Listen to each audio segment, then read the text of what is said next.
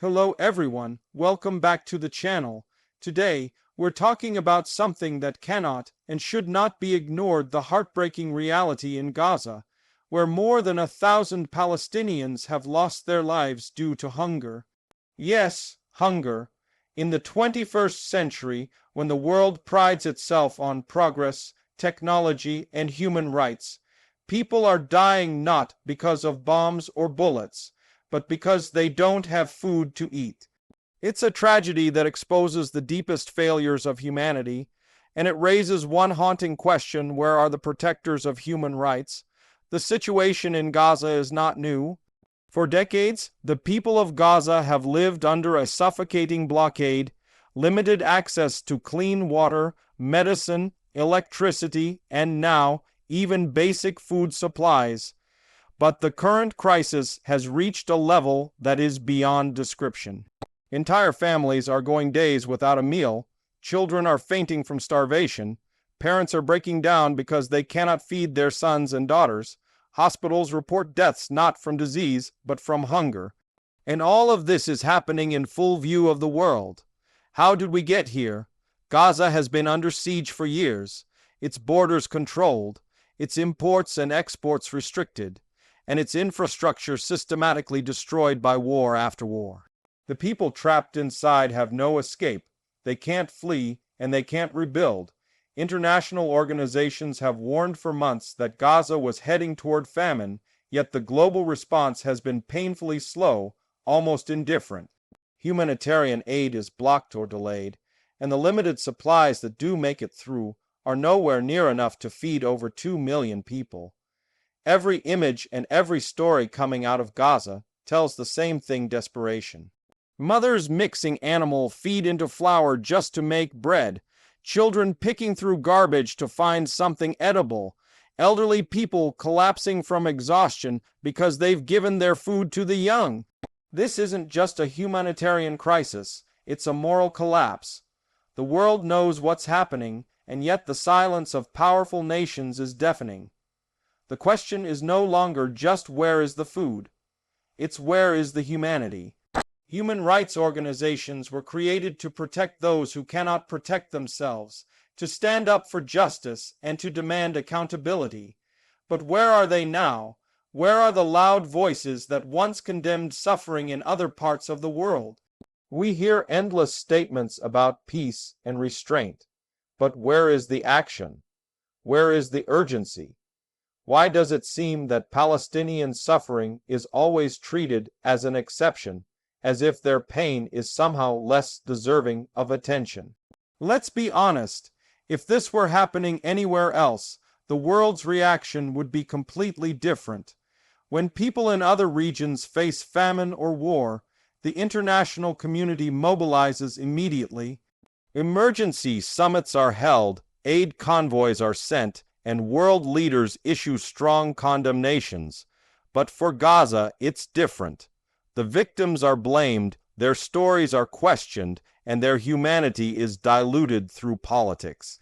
It's as if the right to live, to eat, to survive, depends on where you were born. The irony is painful. Human rights are supposed to be universal, not selective, not conditional, not dependent on politics or geography.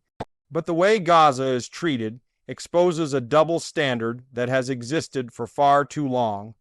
The same countries that preach human rights and freedom are often the ones enabling the systems that cause this suffering. They provide the weapons, they defend the policies, and then they express concern. When people starve, concern does not fill empty stomachs. Concern does not bring back the dead. It's time we stop pretending this is just another distant conflict. These are real people, men, women, and children who once had dreams, ambitions, and lives full of hope. Now they are reduced to survival, counting every crumb of bread, every drop of water. The loss of 1,000 lives due to hunger isn't just a statistic. It's 1,000 individual tragedies, 1,000 stories of loss that could have been prevented. It's a reminder of how easily the world can turn its back on the suffering of others. We need to ask ourselves, how did we reach a point where food became a weapon? How can the world stand by while people are deliberately starved? Blocking aid, controlling supplies, and restricting movement are not accidents, they are choices.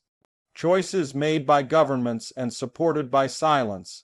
When starvation becomes a strategy, it's not just a humanitarian issue, it's a crime against humanity. And yet, despite everything, the people of Gaza continue to show incredible resilience. They share what little they have, they comfort one another in the face of unimaginable hardship, they survive when everything around them seems designed to make survival impossible. Their strength should shame those who watch and do nothing. Their endurance should awaken the conscience of the world. The international community cannot continue to look away.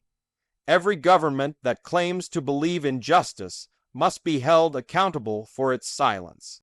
Every organization that claims to protect human rights must be challenged to act, not just speak. Words without action are meaningless. Statements without aid are empty, and sympathy without pressure changes nothing. It's not enough to send condolences after the fact. It's not enough to talk about peace when people are dying from starvation. The world has the power to stop this, but it requires the will to confront uncomfortable truths, to challenge allies, and to treat Palestinian lives with the same value as any other. The global order loses all moral credibility when it allows this kind of suffering to continue. Every child that dies from hunger in Gaza is a reminder of our collective failure. Each death exposes the hypocrisy of a system that claims to stand for human rights while turning away from the most basic one, the right to live. We cannot build a better world if we keep ignoring the suffering of those trapped in injustice. We cannot talk about humanity while tolerating inhumanity. The media, too, bears responsibility. The stories of Gaza are often buried under politics, stripped of empathy, or presented as numbers instead of lives. When we dehumanize victims, it becomes easier to ignore them. It becomes easier to justify the inaction. That's why it's so important to listen to the voices coming from Gaza, to share their stories, to make sure they are seen and heard. Silence only helps the oppressor, never the oppressed. There's a growing movement of people around the world, ordinary citizens, activists, doctors, and students who refuse to stay silent. They are demanding accountability, pushing for humanitarian aid, and challenging the narratives that justify this suffering. They remind us that compassion still exists, that conscience still matters. And while governments may fail, people can still make a difference by speaking up, sharing information, donating to relief efforts, and demanding justice. But to truly honor those who have died, the world must go beyond charity. It must confront the systems that created this disaster. It must recognize that hunger in Gaza is not a natural disaster, it's a man-made catastrophe. It is the result of deliberate policies, of neglect, and of the failure of international institutions to uphold their own principles. Ending this cycle requires accountability. It requires the courage to name those responsible and to act decisively to stop them. So, where are the protectors of human rights? That question should haunt every leader, every organization, every person who claims to care about justice.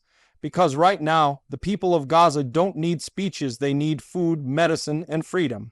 They don't need sympathy, they need action, and the world's silence is not neutrality, it is complicity. We should never allow the suffering of others to become normal. Hunger should never be a death sentence. And the lives of Palestinians should never be treated as expendable. Every moment we delay, more people die not because the world cannot help, but because it chooses not to. If human rights mean anything at all, they must mean something for everyone. The test of our humanity is not how we treat those who are powerful, but how we respond to those who are powerless. Right now, Gaza is that test, and the world is failing it. But it's not too late to change course, to demand action, to amplify the truth, to insist that no more lives are lost to hunger. So, As we reflect on this tragedy, let's not allow it to fade into another forgotten headline. Let's remember the faces, the names, the children whose laughter was silenced by starvation. Let's honor them by demanding a world that refuses to look away, because if we remain silent now, then we are part of the problem. The people of Gaza deserve to live, to eat, to hope, and to dream just like anyone else. Their suffering should shake the conscience of the world, and their endurance should inspire us to fight for a future where no one dies from hunger anywhere. Because at the end of the day, humanity is not measured by words, but by action, and the time to act is now. Thank you for watching, and if you believe that every life deserves dignity, don't stay silent. Share this message, raise awareness, and let's remind the world that human rights belong to all, not just to some.